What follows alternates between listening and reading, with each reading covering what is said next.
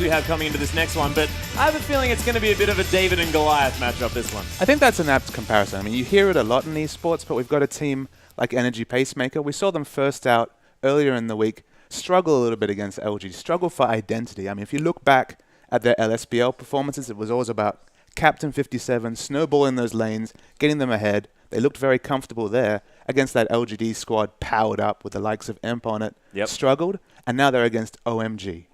And OMG, always a top 2 team here in China. They've got some gigantic names on there. Cool.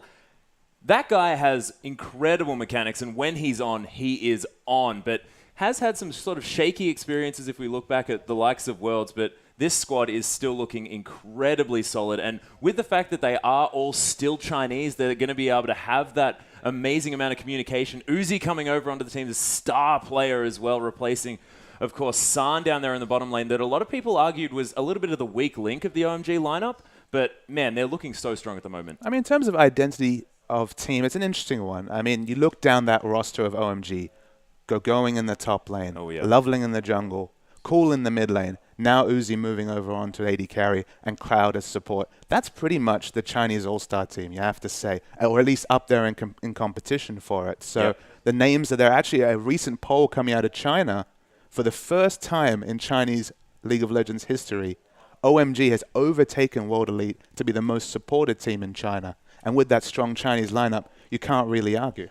Yeah, you certainly can't. Of course, with World Elite losing a lot of those massive names, the Messiahs, the Wei Zhao's not going to be on that team anymore, but still having so much fan following that the fact that OMG has overtaken it is a gigantic deal, especially due to the fact that that organization has been helped out by that community for so long. Across esports, absolutely. And I guess the main question I do have for OMG, though, is they've always been a solo lane-focused team. It's always been about cool and going. Yeah. How will Uzi change that dynamic? Yeah, and how's he going to feel? Of course, Uzi, a pretty emotional player as well. How's he going to feel sort of giving up that solo carry He's not the big dog, is he? He's not exactly. Well, he's going to be a big dog because that's the kind of player he is. But with cool and going there as well, yeah, they can share that carry potential, so see whether they do that. As we jump into Champion Select, of course, and Energy Pacemaker banning out Karma first off. And I'm not entirely sure who they're aiming that at. Of course, we've seen Karma going into a lot of different places on this map. I think the only role that we haven't seen a Karma in competitive play across every region would be that AD carry role. Absolutely, even the jungle Karma, of course, from the great Diamond days. So it's an interesting ban, obviously a targeted ban. We haven't seen too much Karma outside this. Yeah, although actually I've heard around the traps that Karma jungle has been sort of coming back. There is some possibilities for and this is Loveling, but it's not happening now. But this is Loveling we're talking about, who he loves those off-lane picks. When he was in support, loved that LeBlanc support. He loves mixing it up. Yorick jungle, of course, was one of his big That's stables. That's a personal favorite of yours of that Season 3, absolutely. One of the ones I do enjoy. But no Karma this time. Not going to be coming through. Rek'Sai going to be banned out, as well as that Janna, along with that Karma for Energy Pacemaker. And it's going to be Lysandra Thresh and that Azir being taken off the board. But that's going to mean that Na's available. And of course, insta-locking that one, always going to be a good idea. And I cannot believe that this little guy's got through yet again. Whenever Na comes through, you're surprised, right? You know there's a lot of other very strong champions available, because Jarvan 4 is available here. Other very strong picks come available. But Na wins games, especially that ultimate. The same name Na is just so strong. And look at this lock-in here.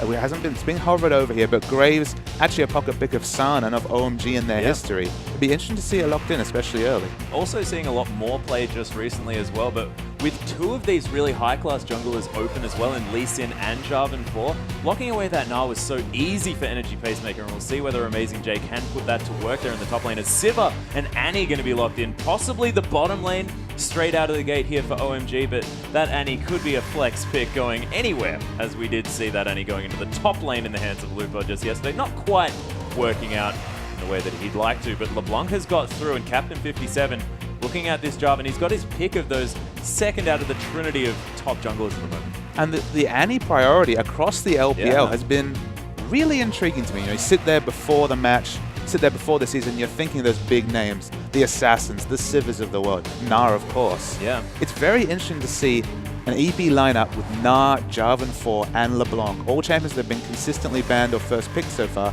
available to EP. Yeah, and Energy Pacemaker going to lock in another 2 really strong picks, and their lineup is looking fantastic heading into what is going to be one of the most difficult matches of their entire LPL careers throughout this whole season. And they're looking good so far as these picks are concerned. On paper, right? The picks are nice, but yeah, it's good to have a good draft phase. Definitely. OMG love throwing a curveball, whether that's the jungle Yorick, whether that's just some lane swap action. And we'll have to see what they go for.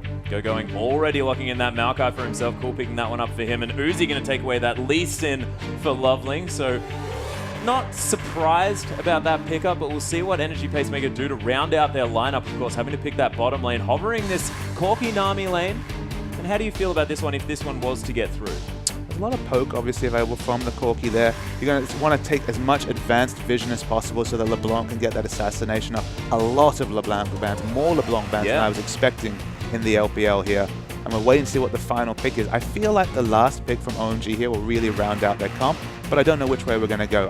It might be an old favorite. Oh, cool. Looking to get on another one of these massive caster assassins. He is going to lock in the Syndra here as well. So much lockdown potential. And with the follow-up of that Twisted Advance coming through from this Maokai as well, and that Tibbers to be available, this is just going to be so frightening for Energy Pacemaker to come up against, because the pick potential from this team is just looking scary. And it's from a very, very long range there. We're talking about the Syndra stuns. Yeah. The Flash Anti-Tibbers is going to come in there. So much engage and so much speed. This Maokai is going to be running at 1,000,000 miles an hour with the On the Hunt from Sivir. Yeah. So you can see what they're trying to do. They want to get those priority picks and pick up the objectives. And objective focus, that's OMG's bread and butter. That's exactly OMG's bread and butter, of course. When I was watching you and Pacer Time casting... Once upon a time. Yeah, once upon a time back when OMG was still playing, of course, been around for a very long time. They prioritized that mid lane turret like no team that I had ever seen in my entire life. They would sacrifice everything just to take that one, just so that they could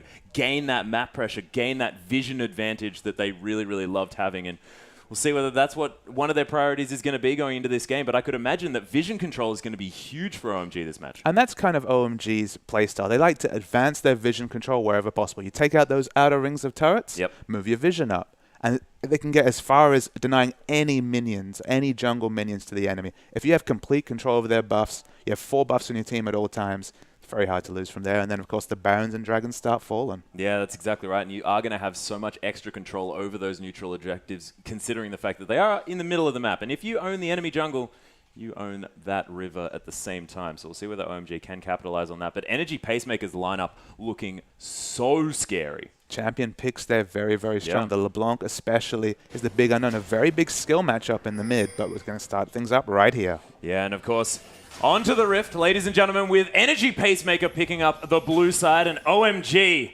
on our red side. Energy Pacemaker, you'd think, coming into this one, the underdogs, but with a very, very impressive champion select.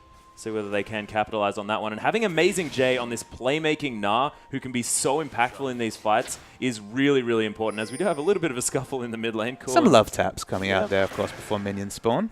Yep, Luo wanting to answer back here. As another Dark Sphere is going to take him down, and Luo definitely getting the bad part of that trade. And this is actually going to be very confusing, ladies and gentlemen, because there's multiple Luos in this game. We might have to deal with the champion names rather than the player names in this one, but we'll do our best, of course. Yeah, of course. OMG with Luo. Support. So, I mean, coming back to your mentioning of Amazing J here, of course, we've got the Gnar here, and it was Amazing J during the LSPL that really was the barometer for EP, as we see. Actually landed Captain 57. Just to go back to Luo in that support role, sorry to cut you off, Papa Smithy, is the fact that he is a substitution for Cloud on the OMG roster, so Luo are going to be coming in instead of him this game. Okay, a bit of extra unknowns added to the equation here, but that Annie support, it worked so well for Mouse earlier in the LPL here. He coming into a new team, pulled out that Annie twice and got 2 victories with it. So Annie support's a real favorite. Yeah, and it was paired up with that Rek'Sai in the jungle as well, so being able to stun someone up and then get that knock up very easily with the Unburrow is very scary. But we do have a lane swap coming through here for OMG. Uzi trying to get this freeze happening very early on.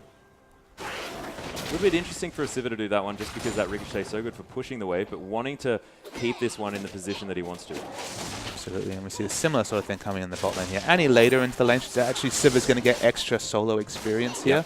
Get that level 2 first, and Annie, she's on the roam. Certainly is, and of course, and Annie does love to do that. That stun that you can have level 1 with whichever ability you pick up is going to be so impactful if you do manage to get to these lanes very early on. You can get summoner spells super early, and when you have such a volatile mid lane matchup like this LeBlanc-Syndra matchup, getting anyone ahead is a very good idea. Yeah, and we focused on Captain 57. Snowballing lanes is kind of the victory point for EP here. Yeah. I mean, you've got such a volatile mid lane matchup like you mentioned. It'll be interesting to see who pokes their head first into the mid lane. Not to mention keeping cooldown as well, who has been such a massive player for OMG over the years. Of course, having this huge champion pool, never really know what this guy is going to do because he's just capable of so much. So the roam continues here. Not much to report on so far, no CS advantages or anything, but Captain 57 and Amazing J, they're having a look down bottom. Yes, they are 4 men strong, potentially to collapse on Going, but he is very close to his turret, and being a Maokai, you're going to naturally be a bit tanky here. Of course, blue buff is available here. They might actually catch the word coming into this bottom lane as a couple of wards going to be chucked over at the same time, but they are going to be spotted by that cheeky little ward that was thrown over from that tri-brush there in the bottom lane of OMG. So Loveling hasn't actually claimed his blue buff yet, so that is still something that can be contested here. The two of them still are in the area. Syndra's kind of coming over for support. That might be the first objective we see fought over. Nope. No, looks like it's going to back.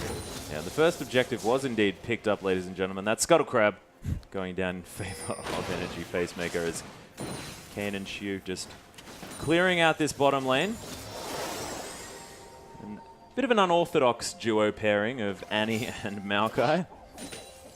I guess Maokai does have the advantage of a bit of ranged clear, you know, for a melee champion. Saplings. The sapling, you know, the Q obviously not that much range, but enough to get the minions. And Annie, she has the longest. 57's actually coming in. No, decides he's going to head back. I mean, Annie has, I believe, up there with the longest or tied for the longest auto attack range. So actually trying to have that nerf and have a little bit of pressure to allow Maokai to get a bit of farm in. Yeah, so even after the slight nerf to Annie's auto attack range, still having it be very, very long, which has helped her out. As far as auto attack harass is concerned in lane, distortion going to be used to clear out that cannon creep, always important. And cool, not going to be able to find that dark sphere. So this mid lane, sort of not too much happening, but you know that it can all just explode in a moment.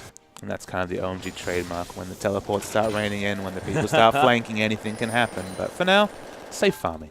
Yeah, that's exactly right. Going and Kane now facing off here in these solo lanes. And we do have a bit of a gathering from the support and jungle of OMG. He's heading in to get some deep wards. The Raptor's going to be attacked here as well. So with that stun ready, let's have level 2 so can use that Q just to try and get something happening. Loveling's doing his best to assert dominance here and really get into Captain 57's yeah, jungle. And you can see that they're lighting up this bottom side jungle of Energy Pacemaker on the side of OMG, really wanting to know where Captain 57 is as this bottom lane does unfold. Darksphere not going to find its mark on Luo yet again. Cool, running a little bit low on the old mana, as Luo's keeping himself relatively topped up. And that roam from the jungle and the support there, what it does afford is it affords free farm for Going. They have almost perfect vision of the red side jungle here. They know exactly if Captain 57 has any movement in the bottom lane here. So helping Going to get to that late game tanky Maokai point, a strong thing to do. It certainly is. As we saw in that top lane, Uzi, known to pressure anyone off CS at all times, and having Amazing J on this Gnar is no exception. So the boomerang battle up here as the ward is spotted out by OMG. See, Amazing J doesn't have that advanced vision, right? You compare the OMG red side jungle here is a complete mystery to him, so he has to play safer. So theoretically, at least, Maokai should pick up more farm than you would have expected for a champion who's melee range most of the time.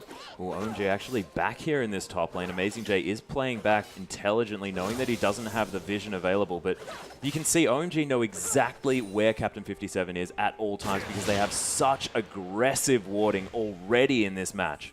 I mean, it's not just the warding that's aggressive. Look at this. Well, yeah, they're posturing for a turret dive. Oh my goodness. Loveling actually going to be tanking up these minions as well just to make sure that push is going to be as easy as possible. There's the Pyro coming in, and that's such an easy first blood coming through for Loveling. just drives by with that resonating strike and safeguard. I mean, you say it's easy, but they make it look easy with their excellent wall control movement here. This is the OMG we know and love. Yeah, that was beautifully executed as well. Just getting the Annie stun through. Luo easily manages to lock down the target. Easy Sonic Wave, resonating strike for the kill. And it's just, that's how it's done, ladies and gentlemen. This is the OMG way. It's what separates the good teams from the great teams. I think there is that vision control, is that advanced vision that Gogoing's being afforded here. He's a fantastic top laner mechanically and in team fights on his own right, but when your team's helping you there, allowing you to farm safely, it just sets you up. And now Na is always going to be that hair behind. That's exactly right. Gogoing, known for being this fantastic teleport user as well, and the tankier that they can get this Maokai, the more he can be making plays around this map. I mean, we've seen a few Maokais actually really struggle in the LPL this season. Maokai kind of needs that time to ramp up. Yep. And if you force him to get like a second Dawn ring, speaking of Maokai, Kane's being aggressive on the Twisted Advance to come in. The Flash and Valkyrie have to be used as Gogoing runs out of mana entirely, unable to keep up that chase, but that is a huge cooldown and a massive summoner spell to be used already by Kane. Yeah, Lua's just creating so much pressure. He doesn't need levels on that Annie to really be in there and get those stuns in. Obviously, it'd be nice to get to level 6 for the Tibbers, but doing fine on his own. Ward's going to be swept out here in the mid lane. OMG looking to get that dragon pressure happening. To Energy Pacemaker's credit, they do have a lot of wards around this dragon, so they know what's going on. Sure, just going to be here just to clear out the wards at the red buff. It's just going to be Sonic waved. Loveling giving Captain 57 a bit of a leash.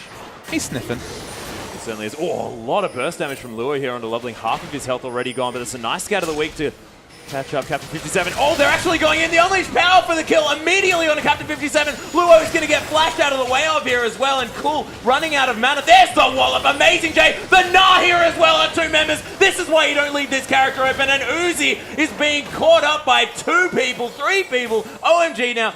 Cool. No mana. There's the Boomerang. Not going to find his mark, but the Hyper for the chase. And Amazing J.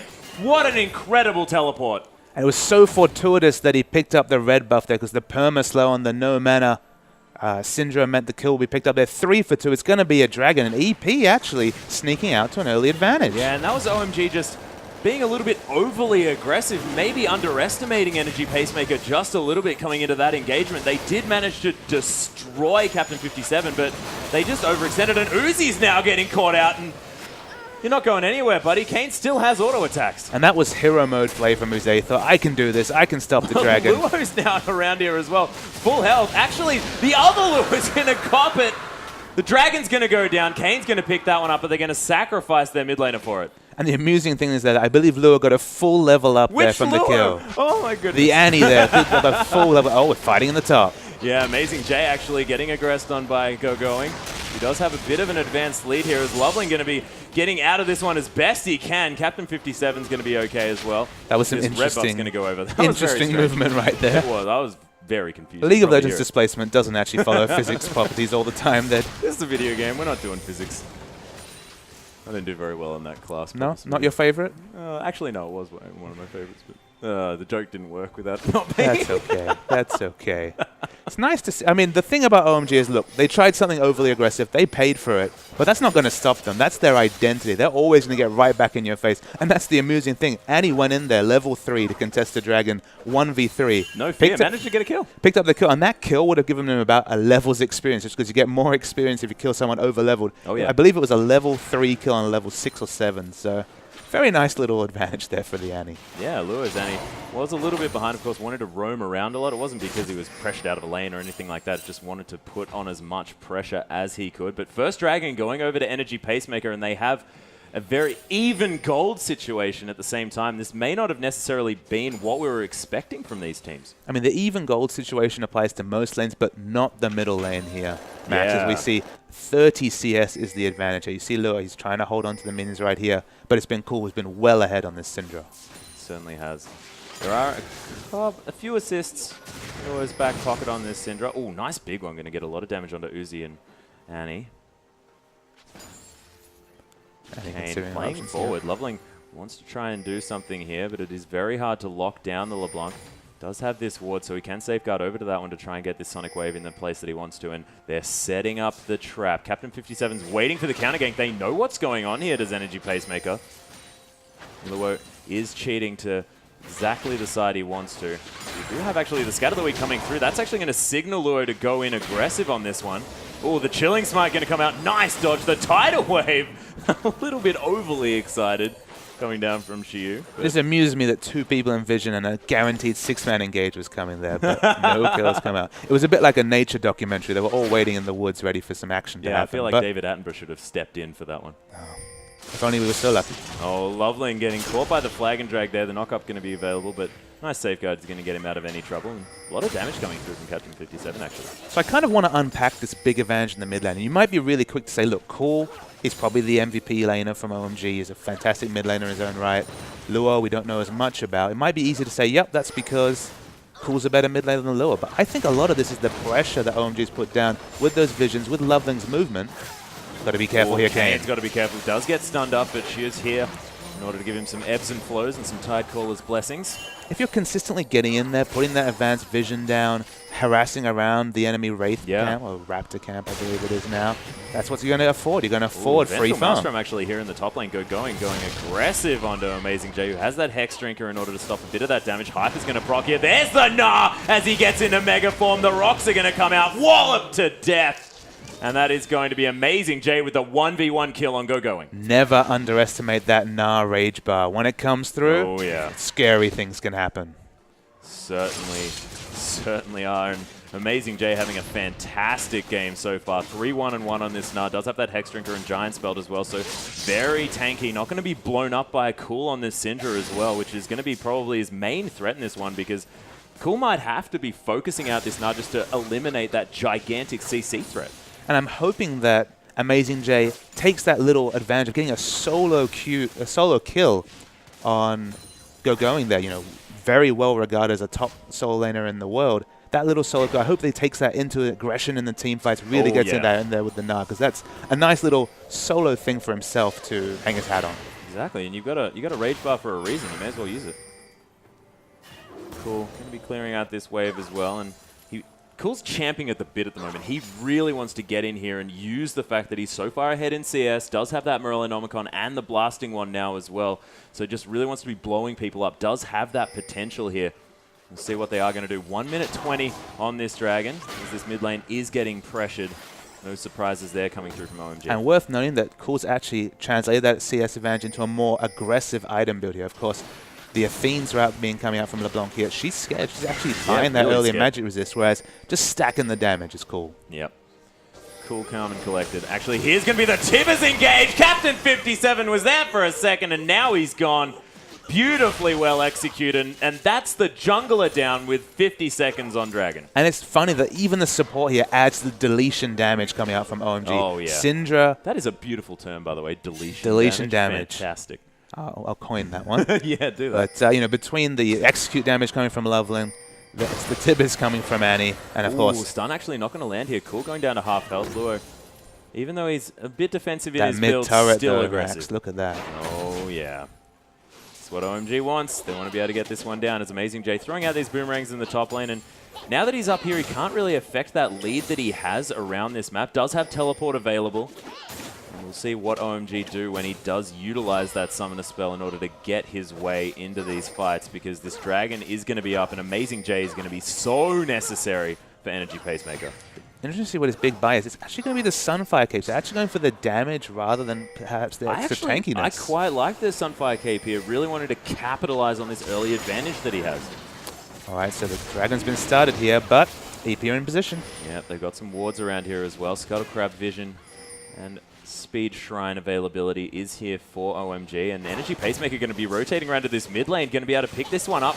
Most likely they have 5 members strong and a fair bit of damage. As OMG have finally found their way around. This turret is very, very low, ebbing and flowing through here as Amazing J does get his Rage Bar filled up. He might choose to dive as a rock does come just under that turret. I think he just wanted to throw that rock just for funsies. Worth noting that Kayn is the first AD carry to reach a power spike here with that straight trendy force pickup here.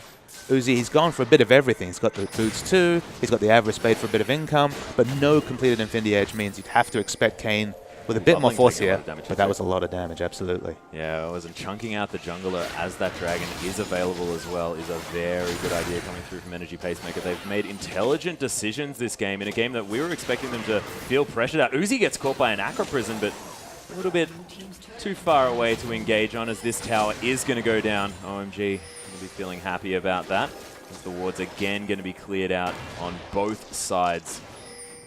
It's whether they want to bite off that dragon and really try and force that objective that's the interesting question here. I think they want to pick before they even try that. Yeah, and I think OMG just really want to time this one with that gigantic wave of minions that they have in the top lane. They know that they have the advantage there. Bottom lane, there's a big creep wave coming through for Energy Pacemaker, though. So both of these teams on a bit of a clock if they want to capitalize on that money and experience that is available over there. But another opportunity for the Mega Gnar to come in. And another boulder going to be thrown into the bushes. And I have to think that it's OMG waiting out and actually paying respect to that Gnar rage bar. I mean, there's a lot of teams that have been caught out and led to a massive Gnar, but OMG, they're not buying it. They certainly aren't, and it's a little bit easier for Uzi to go down to this bottom lane and clear out this farm, as that dragon is going to be down there, and you can see such forward vision available from OMG, and this turret is going to go low as well. Oh, Amazing J actually coming through here. Has to bounce his way out, but it's going to be Luo dying. First up, the flash out of the Cataclysm. Nice little play here from Captain 57, but Kane now getting hurt on. Uzi's at full health, and he is aggressive. Does get exhausted here. There's the flash into the Scat of the Week, but it's not going to find its mark because Kane's going to flash in response. And only one dead. Amazing J off the board, actually, for both sides. Luo falling down as well. But this is going to mean that OMG feel like they have the ability to do this dragon. And they have a timer here. Teleport is down for Gnar, so he will not be able to group here. They feel confident having only their support down here. Oh, the flash actually coming through here. Going wants to get amongst this one. LeBlanc just dead straight out of the gate. Cool has so much damage. We were talking about the fact that he was very excited to get this Syndra going, and he's doing it now, 2-1 and 2. He's going to be able to head back and pick up a lot of items. Actually picked up Smite as well by the looks of things, because he's going to finish off that dragon as well. Loveling had that one down because he did use that Chilling Smite on an opponent. And they intelligently just waited it out there, ensured that the Resonating Strike was going to get that last tick of damage, and the dragon goes to OMG. Yeah, fantastically played by OMG, and getting Amazing J out of that one immediately was definitely what gave them the confidence to pick up that first neutral objective, as Gogoing's going to use that teleport to head back to this top wave and clear out these minions before they do too much damage to that turret. I guess my only issue with that Sunfire pickup, if we come back to that from Gnar, is that Maokai, of course, has that ultimate to help with his tankiness. Obviously, he gets more tankiness from any items he picks up, the health he picks up, etc. Gnar really needs to be in the front and dealing with Uzi and ensuring that he's not going to die to that champion. And having a Randuin's there to stop the auto attacks, Sivir finds it really hard to break it through those big tanks up the front if they get really tanky, and the Randuin's just so much innate tankiness coming out from that item. Yeah, and it feels unfortunate because I think that he probably picked up that Sunfire Cape because he had the money for it, wanted that power spike. Felt like a for good that buy, dragon. right? Yeah, but was just eliminated from that fight and really couldn't capitalize on that item buy. So now feeling a little bit silly for it, you could imagine. We live and learn. We certainly do. And Amazing J still definitely in a good place on this Gnar and still going to be as impactful. The difference in the vision here, you look very little advanced wards. Might actually find Luo on this LeBlanc here. He's going to head back to his distortion. That was a bit cute.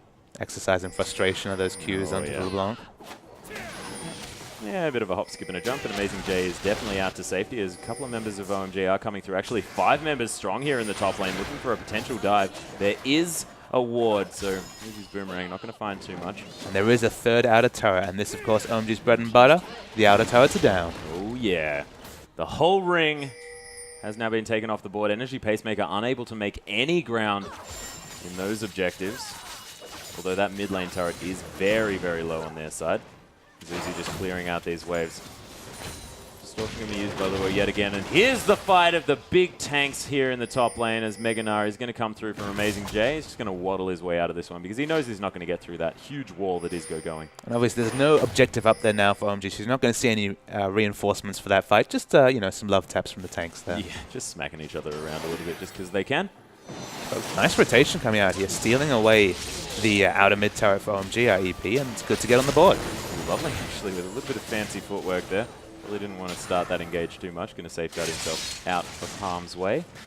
So we're starting to see the AD carries equalize a bit here, although we see the traditional Corki power spike, the Trinity Force Sorceress who's coming through, the Infinity Edge, the Zeal, very close to Static Shiv is Uzi here. Creep score, he's about 25 ahead, but of course he's had that Avarice Blade for a bit more income. Very close, but you have to think Civ is feeling good going into the next team fight. Certainly, especially if you manage to pick up another 600 gold. That Static Shiv and Infinity Edge is just so fantastic, especially for that upfront burst, as you do have that Static Shiv proc to guarantee your first crit.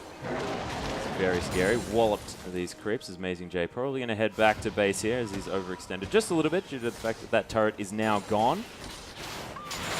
See whether he can be a little bit more of an impact in the next team fight. You kind of can see the flavor in the game if you look at the mini-map here in terms of the ward coverage. Very defensive ward setup coming out from EP. Yeah. The offensive wards, they're going to start pushing further and further, creeping further and further towards the red and blue buffs of EP as OMG start to exert their dominance. Yeah, OMG actually deciding to ward a little bit more defensively as this game goes on. Of course, early on in this one, they did have very forward warding, but now laning's over. Energy Pacemaker just a little bit more. We're still waiting for the next dragon to perhaps be the next flashpoint of the game. No massive buys, although interesting second buy coming out from Cool here. Has already finished that Void stuff. Yeah, wants to make sure that he can get through as much of this Hex Drinker and the Mercury's Treads that are coming through. Of course, Athene's and Mercury's Treads being picked up here by Luo as we do have a slight engagement. There's the Tibbers onto two members. Kane gets immediately chunked to half health, and that's going to be Captain 57 going down solo. Does get the Cataclysm off, but look at the bomb damage coming through from Kane. He's smashing from the backside, but he's dead now. Going's going to pick up that kill, and Luo and Shu just going to have to get the heck out of here. The Fish going to sacrifice herself, and that is a 4-for-1 exchange. OMG with such teamfight prowess. Absolutely. It was the target selection coming out from OMG there that really won them out. That they always focused down the same member. They got them down. That's why they have 4 kills. It could have been a split fight right there. But excellent target selection. A big win for OMG, and now the inner turret's going down as well. Yeah, and wonderful timing as well to make sure that Amazing J couldn't smack them with that big Gnar ultimate as well. So knowing that they had to go in at exactly the right moment. It's a scary thing when Gnar gets a multi-person stun and ultimate down. He's found Uzi here just a little bit, and he's just going to die. Just going for waddle in the lane and just dying. Yeah, it's not a fun thing to do. Of course, you don't want to transition up through there. Didn't have quite the vision that he maybe expected from his team, and Luo's just going to head back and be like, yeah, that's it. And look, we know Uzi is a player. He saw that big wave up top, and he was like, I'm going to have this. Yeah, that's my money. And no, LeBlanc, that's a she had other thoughts. Yeah.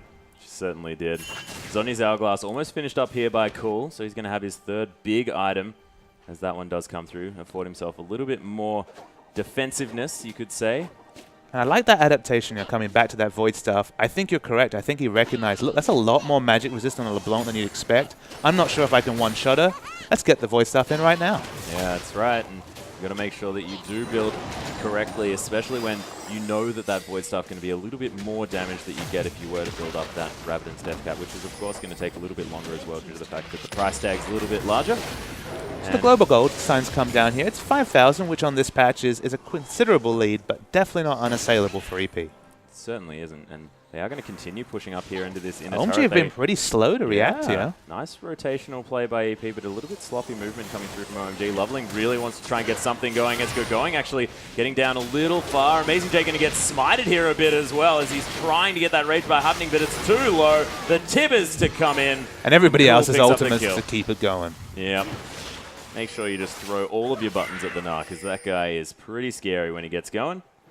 And going from this 3-1-1 on Gnar, now 3-4-3, and Amazing J transitioning into this late game, not going quite as well as you would have otherwise expected. I think he'll look back and regret that Sunfire purchase, regret having that perfect amount of gold. It's tantalizing sometimes. It certainly is. It is, and if they had have managed to get the teamfight that they wanted when they wanted it, it would have been a good buy, but alas, it will be happening this time as Scuttlecrab going to wander around as this dragon goes down for the second time from OMG. That objective snowball, it's beginning. You look at these wards here. Now we're starting to get aggressive wards down into EP's side. The choke, the choke out of all the resources available to them is starting. So many pink wards as well out for both of these sides. You can see 4 on the map for Energy Pacemaker, but scattered a little bit, not necessarily in a zone that they want to control, more just so that they can see the movements of OMG heading around this map. You have to feel those 2 next to Baron will be cleared out when the Baron vision choke starts to begin. Oh, yeah. Luo on this LeBlanc. Sort of building up a little bit of a mismatch of items as that blasting one's been sitting there for a while, and now the arm guard has been finished up. So incredibly defensive decisions coming through on this LeBlanc, which I'm not entirely sure is ever a good idea. It's one of those interesting things where, you know, it's going to be a tanky Nah, of course, that's the standard build. It's going to be a tanky Jarvan. They're relying a lot on the Corki damage coming out here, and we look over at Loveling. He's already picked up a very early Aegis. And it's very interesting. Usually Aegis is the counter to lots of AoE magic damage. But in this case, there's a lot of latent magic damage, you know, the Corki missiles. So not so much magic penetration, but just a lot of consistent magic damage coming out. Aegis will counter a lot of it. The top lane, the Distort is going to come through here. Going using that Twisted Advance to get very aggressive. And look at how tanky this guy is. The ultimate's on. Another Twisted Advance. The Tidal Wave to come through to hit 3 members. It's a nice disengage attempt here by Shu, but I think that the hunt is still on here from OMG. There's the Flash Tippers onto Amazing J. They want to get this Gnar out of this one, but he's about to transform. The Gnar is going to be available. He's smashing people into the wall, and here's the turnaround. Kane managing to pick up a kill, but Uzi's taken down the Gnar now. Captain 57's going to fall. Cool takes a massive amount of burst, but Luo probably wanted a few more damage items because he can't finish off any members, and Uzi picking up yet another one. And this is a 1 for 4, and I'm getting a little bit of deja vu. Atlas, this is not the Maokai we've seen in other games here. The Rod of Ages completed, the Frozen Heart completed. He could buy so much time for the cavalry to run in, and OMG clean it up. And with all that cooldown reduction as well, you saw him just twisting and advancing on this team to no end, as they are going to take down the first inhibitor turret of this game. OMG not turning around the pressure. They are going to turn around. They're not going to turn around the pressure that they're putting on Energy Pacemaker at the moment. It's not a true retreat, it's a tactical retreat right here. And they may be getting towards this Baron, as we do have a teleport coming through into the top lane. Amazing J wants to get something going, but doesn't quite have that rage bar happening, and they're not as low as he would have otherwise expected. I see LeBlanc's also sniffing around on the bottom side here. Maybe they're looking for a counter Baron. I think that would be a very, very aggressive move. I'm not sure they have the damage to burst it down right here, especially with a full health Lee Sin. Yeah, it's a bit frightening here, as Luo's actually going to find Loveling here. Going to miss the chain, though. And Energy Pacemaker just trying to get that vision around that Baron pit, of course. They still do have that top inhibitor, so those creeps aren't going to be too much of a problem heading into that base. They have staggered the back timers from OMG here. You know, of course, people had to stick around Baron just to ensure no quick Baron came out from EP. So they bought themselves time. They're able to go and clear the big waves coming down at bottom top. So Nami having a little sing. Yeah, it was a bit cute. Flashes of OGN right there. But, it's looking difficult for EP. I mean, we knew it was an uphill battle to begin with, but I think a Baron will be the death knell for this EP team. And you have to admit, EP have put on a much better show than I was personally expecting from these guys, because OMG just such a force to deal with. These pinks are going to be cleared out across the board. Couple of pink wards coming in here for OMG, wanting to make sure that they can strangle out the vision of Energy Pacemaker. They can actually start off this Baron, and look how tanky going is. I think he's tanking the Baron, but I'm not entirely sure because he's not taking damage. Which one's the raid boss? Is it the Baron or is it going? Is it the tree? Or is it the Baron? Now they've taken a lot of magic resist shred from the Baron here, so a fight could be risky. Yeah, the boulders to come in here as well. The Gnar's going to be available. This is where he wants to do it. The knock-up to come in. There's the wallop as well. Amazing J flashes for the triple stun, but Uzi's going to be able to take out Captain 57. Kane's going to fall down. This is a triple kill for Uzi, and in the meantime, that Gnar's going to be dealt with. The flash twisted advance. Could it be the Quadra? And it is for Uzi, and the star player definitely showing us exactly why he's given that name. Amazing J was licking his lips there. Beautiful three-man Gnar, but it didn't matter. The rest of his team can't capitalize on his excellent work. OMG come through. We've got really high health bars here. This could be the game. Yeah, it's the clean ace coming through here for OMG, and the Nexus turret's falling down. Energy Pacemaker putting up a valiant effort in that early game, but OMG just running away with this game towards the end. A credit to EP. We did not see the EP yesterday that kind of wilted under the pressure that LG did put down. Yeah. They tried their best. They tried to get back into the game, but OMG, they're just too strong. Yeah, OMG just looking fantastic towards the end of that game, but I did like how Energy Pacemaker looked at the beginning. Amazing J managing to get some decent Gnar work done, especially at the beginning with that first teleport, which was fantastically well done, but the rest of the team just not quite managing to pick it up, and you could see Luo in that mid lane on LeBlanc just so scared of what Cool was capable of. Absolutely, and that's the sort of things, you look at that item build, you have to say, for a LeBlanc to be building that scared, building that much magic resist, kind of defeats the purpose of the pick. Yeah, it certainly does. And not even really able to clean up the kill. You really want to have that deletion potential. And Cool, you could see he just copped that entire burst from Luo and was fine, just shrugged it off. All right. Yeah, we are going to go into a quick replay here, ladies and gentlemen.